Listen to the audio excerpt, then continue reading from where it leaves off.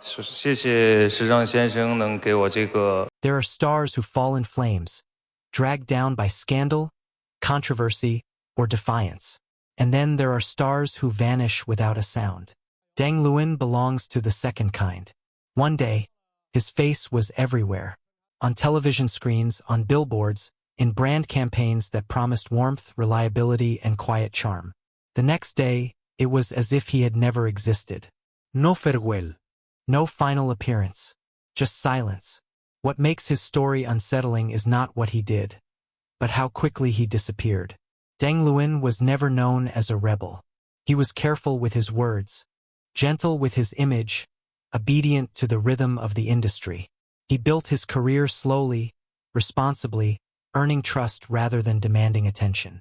To many, he represented the safest version of a male star in Cbiz, someone who followed the rules, someone who understood the system, someone who would last. And yet, when the moment came, the system did not hesitate. Within hours, contracts were terminated. His name was removed from platforms.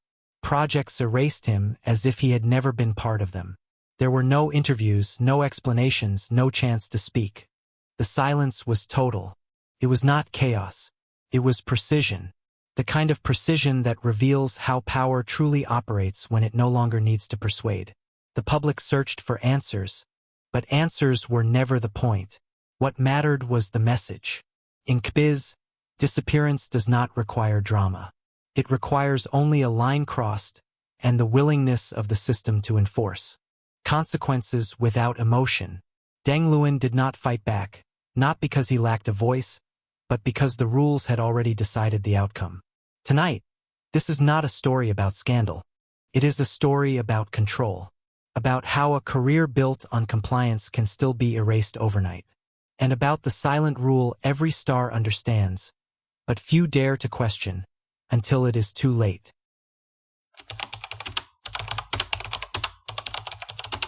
Before his name became associated with disappearance, Deng Lun built his career on something rare in Cbiz: stability. His rise was not sudden or explosive. It was slow, controlled, and carefully aligned with the system. From his earliest roles, he projected warmth and reliability, the kind of presence that made audiences feel comfortable and investors feel secure. He did not demand tension. He earned trust. As his popularity grew, the industry responded by placing him exactly where it wanted him. He became the definition of a safe male lead. Television dramas reinforced his image as gentle and dependable. Variety shows highlighted his polite humor and emotional restraint. Brands followed, drawn to the certainty he represented. Deng Lun was not chosen for risk or unpredictability. He was chosen because he fit perfectly within the boundaries the system preferred. What made his career appear strong was also what made it fragile. Every public appearance was controlled. Every statement was measured. There were no scandals, no defiance, no visible challenge to authority. Deng Lun understood the rules of Cbiz and followed them with discipline. In return, the system rewarded him with visibility, trust, and opportunity. But this obedience came with an invisible trade-off. His value was tied less to individuality and more to compliance. He became reliable but also replaceable. The system did not see him as irreplaceable talent. It saw him as a function that worked smoothly within a larger machine. And functions, when disrupted, can be removed without emotion. From the outside, his career looked secure. There were no warning signs, no public conflict, no hint of collapse. Yet the foundation beneath him was built entirely on permission. And in Cbiz, permission can be withdrawn at any moment. The trigger that ended Deng Lun's career did not arrive as a shock to the system. It arrived as a test. And once the line was crossed, the response was immediate and absolute. The issue itself was framed as a financial violation, but what followed revealed something far more important than the violation. It revealed how Cbiz enforces discipline, not through negotiation, not through dialogue, but through erasure. There was no build-up, no public warning, no gradual distancing. One announcement was enough. Within hours, the mechanisms moved in perfect coordination. Brands terminated. Contracts, platforms removed his name. Ongoing projects deleted his presence as if it had never existed. There was no room for explanation, no window for correction. The speed of the reaction made one thing clear: the decision had already been made before the public ever knew. What made this moment especially chilling was Deng Lun's silence. He did not protest. He did not attempt to control the narrative. He did not appeal to sympathy. This was not weakness. It was understanding. In Cbiz, speaking after judgment does not create resolution. It only confirms guilt in a system that values obedience over defense. Silence was not a choice. It was the only option left. For the industry, this was not about one actor. It was about reaffirming authority. Deng Lun had been positioned for years as a model of compliance. And that is precisely why his removal carried weight. If someone so careful, so aligned, so uncontroversial could be erased overnight, then no one was exempt. The message was not delivered through words.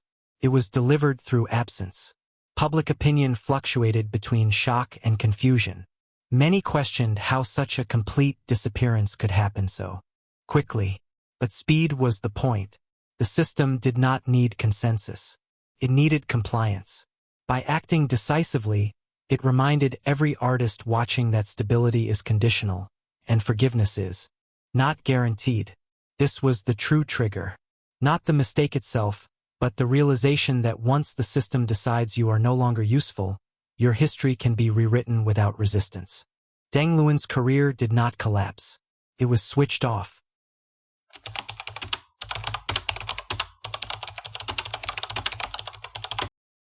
The real conflict in Deng Lun's story was not a public battle, but the absence of one.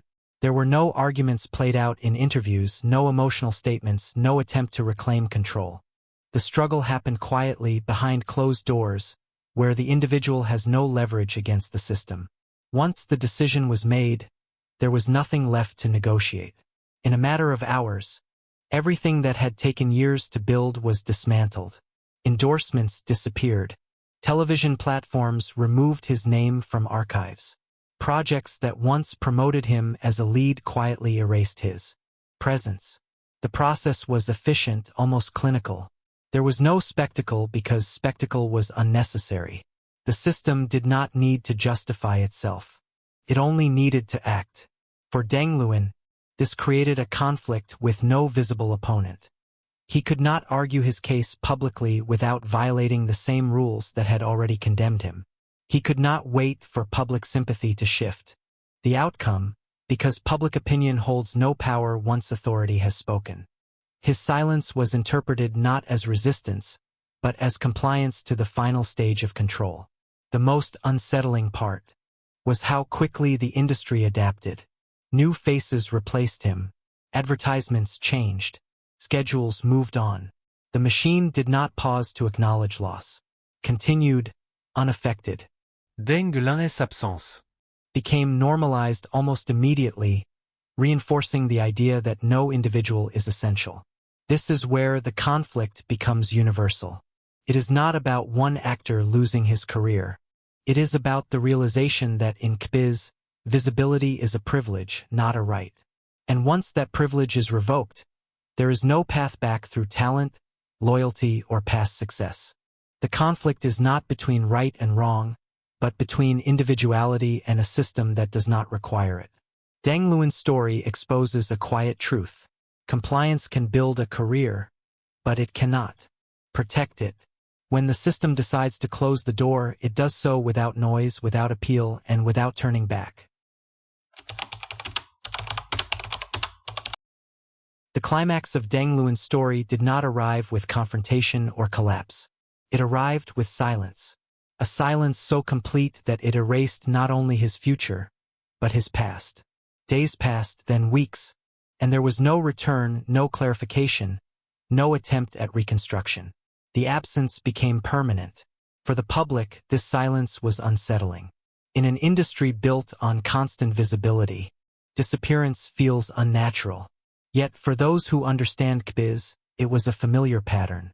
Once authority asserts itself, the space for negotiation closes instantly. There is no redemption arc, no gradual return. The narrative ends where the system decides it should end. What makes this moment the true climax is not the loss of fame, but the loss of presence. Deng Lun was no longer debated, defended, or criticized. He was simply removed from conversation. Search results changed. Past works became fragmented. His name stopped appearing in promotional material. The system did not punish him by attacking his reputation, punished him by denying his existence. This is the point where control becomes visible through absence. The industry demonstrated that it does not need public outrage or moral persuasion to maintain order. It needs compliance, and when compliance fails, erasure replaces it. The speed and completeness of Deng Lun's removal served as a warning more powerful than any public statement could have been. For other artists watching, the message was unmistakable. Talent does not grant immunity. Popularity does not provide protection. Even alignment with the system offers no guarantee of survival. The moment the line is crossed, the outcome is predetermined. The climax, then, is not emotional. It is structural. It reveals how power in Cbiz functions when it no longer needs to explain itself. Deng Lun's story reaches its peak not with drama, but with the cold efficiency of a system that knows it will not be questioned. After the silence settled, Deng Lun's disappearance became more than a personal ending. It became a reference point. In Cbiz, his name is no longer spoken openly, but his case is understood. It lingers as an unspoken lesson about boundaries, obedience, and the cost of misalignment. For the industry, the outcome was clear and effective. The system reaffirmed its authority without chaos or debate. It demonstrated that removal does not require destruction, only exclusion. Deng Lun was not publicly condemned again and again. He was simply gone, and that absence proved more powerful than any scandal-driven downfall. For other artists, the consequences were immediate. Careers became more cautious, decisions more conservative, silence more strategic. Deng Lun's story reminded everyone that success in Cbiz is conditional and protection is never permanent. Even those who follow the rules perfectly remain vulnerable to a single irreversible moment. As for Deng Lun himself, the future remains undefined. There is no confirmed return, no public reinvention, no visible resistance. His story ends not with redemption or tragedy, but with uncertainty. And perhaps that is the final control the system holds. It decides not only who is seen, but who is allowed to imagine a way back. This is why his story continues to resonate. Not because of what he lost, but because of how quietly it was taken away. Deng Lun did not fall from grace. He stepped out of the frame, pushed by a system that never needed to raise its voice. In Cbiz, freedom is not something you claim. It is something you are temporarily allowed. And Deng Lun's disappearance remains one of the clearest reminders of that truth.